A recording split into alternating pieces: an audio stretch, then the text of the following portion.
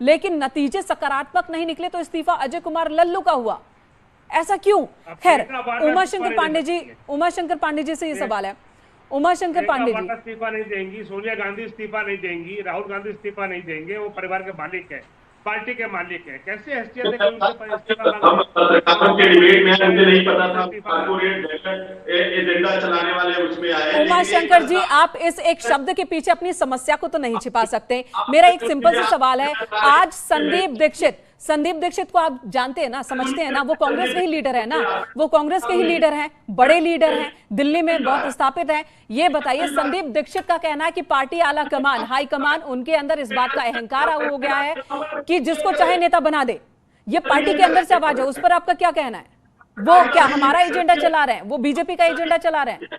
पत्रकारिता नहीं है ये, आप पत्रकारिता ना समझाएं हमें, आप पत्रकारिता ना समझाएं। संदीप दीक्षित कांग्रेस के नेता हैं, कपिल सिब्बल कांग्रेस के नेता हैं, मंत्री रह चुके हैं, उनका सवाल है ये। आप मुझे समझा दीजिए, क्या वो भी एजेंडा चला रहे हैं? आप सुन लीजिए, अगर बोलने देना चाहते हैं तो सुन लीजिए, नहीं तो आपके डिबेट तो आपकी मैं बेवजह के आरोप को बर्दाश्त नहीं करूंगी, आपकी बेवजह के आरोप को बर्दाश्त नहीं करूंगी। सिंपल सा सवाल है, संदीप दीक्षित, कपिल सिब्बल। आप मुझे बोलने नहीं दे रही है, ये बेवजह का आरोप है क्या? भारतीय जनता पार्टी और जो भारतीय जनता पार्टी को विशेषज्ञ बैठा है, आप उसके बात में बीच में नहीं बोलती हैं। आप बार बार मुझे कहेंगे कि मैं एजेंडा चला रही हूं तो मैं तो रोकूंगी ना आपको। मैं कह रही हूं संदीप दीक्षित कांग्रेस के नेता हैं, उन्होंने सवाल उठाया, कपिल सिब्बल कांग्रेस के नेता, उन्होंने सवाल उठाया, तो उस पर जवाब दीजिए ना। आप मुझ पर आरोप लगाकर अपनी समस्याओं को तो खत्म नहीं कर सकते। मोदी के चरणों पर गिरा हुआ चैनल है, आप मोदी का एजेंडा चलाती हैं।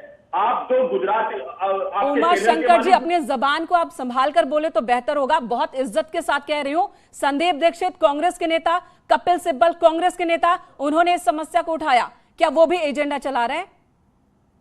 आपका चैनल उन्हीं के रहमो करम पर चलता है, इसलिए आप उनका एजेंडा चला रही हैं। उमाशंकर जी, कायदे से इस बात पर आपको पैनल से हटा देना चाहिए मुझे। बावजूद इसके बहुत विनम्रता के साथ मैं फिर से सवाल दोहराऊंगी। संदीप दीक्षित कांग्रेस के नेता, कपिल सिब्बल कांग्रेस के नेता, G23 के तमाम कांग्रेस के सीनियर नेता, उन्होंने यह समस्या उठाया है कि कांग्रेस को बड़े बदलाव की जरूरत है। 2 साल से आप राष्ट्रीय अध्यक्ष नहीं चुन पाए हैं। इस सवाल का जवाब, चलिए, सवाल का जवाब नहीं देना है, आरोप दूसरे पर लगाना है अगर सवाल पसंद ना आए तो। कांग्रेस फिलहाल तो इस मूड में नजर नहीं आती कि बदलाव वहां बहुत ज्यादा कुछ होने वाला है। परिवारवाद एक बड़ी समस्या, प्रधानमंत्री का कहना है, और ये सिर्फ पार्टियों के लिए नहीं बल्कि देश के लिए अब समस्या बनती जा रही है। लेकिन जो पार्टियां हैं वो शायद समझने को, सुनने को और इस समस्या को खत्म करने को तैयार नहीं। सत्येंद्र जी, आप कुछ कहना चाह रहे हैं? देखिए, आपने इस वक्त जो परिवारवाद एक मुद्दा चल रहा है, निश्चित तौर पे इसको चलाना भी चाहिए, कोई बड़ी बात नहीं। प्रधानमंत्री जी ने इसको फेंका है तो पूरे देश में चलेगा ये तो। लेकिन इससे भी ज्यादा घातक, जिस लोकतांत्रिक व्यवस्था की बात कर रहे हैं कि टैलेंट को मौका मिलना चाहिए, ये होना चाहिए, आज की डेट में पूरे देश को मालूम है, पूरी भाजपा को मालूम है कि प्रधानमंत्री नरेंद्र मोदी जी के बिना इशारे के कोई काम क्या भाजपा में संभव है? ये जो बात कर रहे हैं भारतीय जनता पार्टी के साथ भी, क्या आलोक जी जवाब देंगे? भारतीय जनता पार्टी क्या पूरी भाजपा प्रधानमंत्री जी के इशारे पर नहीं ना चाहिए? आलोक जी जवाब देंगे, आलोक जी जवाब दीजिए। पूरी पार्टी हाईजैक नहीं की है, परिवारवाद से ज्यादा घातक है कि पूरी पार्टी को प्रधानमंत्री जी ने हाईजैक कर लिया और पार्टी को छोड़ दीजिए। पत्रकारों की आजादी छीनी। सुनिए सत्येंद्र जी, आपने बहुत अच्छा सवाल उठाया, बहुत ही अच्छा सवाल उठाया, उसका जवाब आलोक जी से ले लेते हैं। आलोक जी, पीएम मोदी पूरी पार्टी को उन्होंने हाईजैक कर लिया है, उनके मन मर्जी के बगैर कोई काम नहीं हो सकता, कोई फैसला नहीं हो सकता, इस आरोप का जवाब दीजिए। देखिए, हमारी पार्टी अध्यक्ष प्रधान पार्टी है और पार्टी का अध्यक्ष लोकतांत्रिक व्यवस्था से चुना जाता है। हमारे जब राज्यों में चुनाव हो जाते हैं, अध्यक्ष चुनाव होते हैं, राष्ट्रीय अध्यक्ष चुनाव होता है और राष्ट्रीय अध्यक्ष ही जो है पार्लियामेंट्री बोर्ड के हिसाब से अपनी सारी बातों को तय करता है। हमारे यहाँ कोई एक व्यक्ति की पार्टी नहीं, ना ही कोई एक व्यक्ति कोई आदेश देता है। एक पार्लियामेंट्री बोर्ड है जो कार्य तय करता है। इन पार्टियों में चीजें नहीं हो सकती है। आप देखिएगा, प्रियंका वाड्रा ने यूपी का चुनाव हर बार किया, उन्होंने कहा कि एक लोकसभा का सदस्य तो विधानसभा में एक सदस्य होना चाहिए। ये परिवारवाद से भी ज्यादा घातक है। ठीक है, आपने बोल दिया ना सत्येंद्र जी, आपने बोला, अब जवाब तो सुन लीजिए वो क्या कह रहे हैं।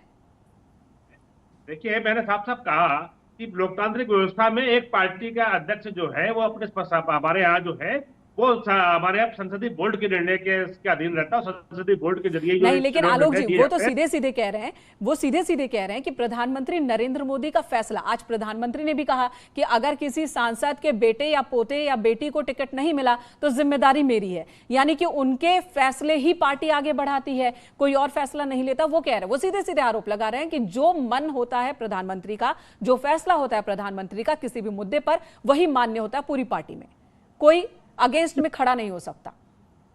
देखिए, प्रधानमंत्री जी को ये कह रहे हैं, इनको कहने के लिए इनका मुंह तो मैं रोक नहीं सकता हूं, लेकिन प्रधानमंत्री कौन है? गरीब का बेटा है, जो गरीबों के परिवारों को चला रहा है, जो गरीब के घर में रोशनी दे रहा है, उसके घर में अनाज दे रहा है, उसको घर का मालिक बना रहा है, उसका इलाज करवा रहा है, उसको पढ़वा रहा है, उसकी बेटी की शादी करा रहा है। प्रधानमंत्री इस तरह का प्रधानमंत्री है। ठीक है। और हमारे यहाँ पार्टी का जो अध्यक्ष है वो जो है सर्वसम्मति से निर्णय लेता है। यहाँ पर एक पार्टी नहीं है। ठीक है आलोक जी, ठीक है। सत्येंद्र जी, आपकी बात भी आ रही है, लगातार आ रही है, आप जो कह रहे हैं वो समझ में आ रहा है हमें। विशाल जी के पास मैं फाइनल लास्ट कमेंट के लिए आऊंगी। विशाल जी, आखिर में आपसे जानना चाहूंगी, परिवारवाद, क्या आपको लग रहा है कि जिन पार्टियों की तरफ परिवारवाद को लेकर इशारा है, जिन पर आरोप लगते रहे परिवारवाद की राजनीति को आगे बढ़ाने के, वो इस स्थिति में है, वो चाहते हैं कि इसमें कोई बदलाव हो, भले ही पार्टी खत्म हो जाए लेकिन परिवारवाद नहीं जाना चाहिए? फिलहाल तो यही दिख रहा है।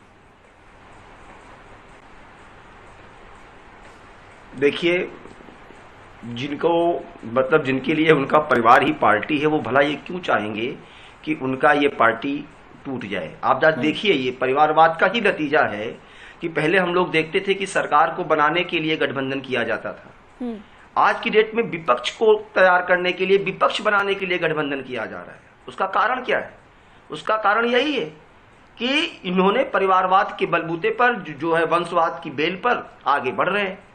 जो इनकी डायनेस्टिक पॉलिटिक्स है उसको ये कैरी ऑन कर रहे हैं, टैलेंट को आगे आने नहीं दे रहे हैं। और उसके बाद तो ऐसी स्थिति में क्या होता है कि एक ही विचारधारा, एक ही परिवार की विचारधारा हावी रहती है। ऐसी स्थिति में क्या होगा? ये कांग्रेस पार्टी, मतलब ग्रैंड ओल्ड पार्टी कही जाती है। मैं तो ग्रैंड ओल्ड पार्टी नहीं कहता, क्योंकि महात्मा गांधी जी ने आजादी के बाद कहा था कि ये कांग्रेस को अब डिसॉल्व कर देना चाहिए।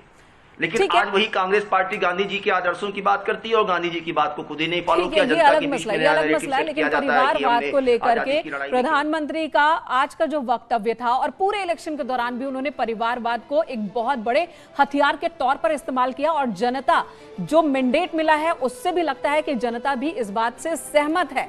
परिवारवाद एक बहुत बड़ी समस्या न सिर्फ देश के लिए, तो मैं तो बोलूंगी पॉलिटिकल पार्टीज के लिए भी है। कई तमाम उदाहरण है जहां पर पार्टियां खत्म होने की कगार पर है। आप आरजेडी की बात कर लीजिए, आप कांग्रेस की बात कर लीजिए, लेकिन परिवार से बाहर जाकर सोचने की हिम्मत ही नहीं दिखा रहे हैं। तो देश ही नहीं, पार्टियों के लिए भी परेशानी का सबब, देश का सबब, चलिए उनकी चिंता ना हो, लेकिन पार्टी को तो बचाएंगे तब तो सत्ता में रहेंगे। खैर कोई बात नहीं, ये पार्टियों का मसला, इस पर आगे भी बहस लगातार चलती रहेगी, और पहले भी परिवारवाद राजनीति में उसे लेकर वाद विवाद होते रहे हैं। आगे क्या होता है उस पर भी निगाहें हमारी बनी रहेंगी।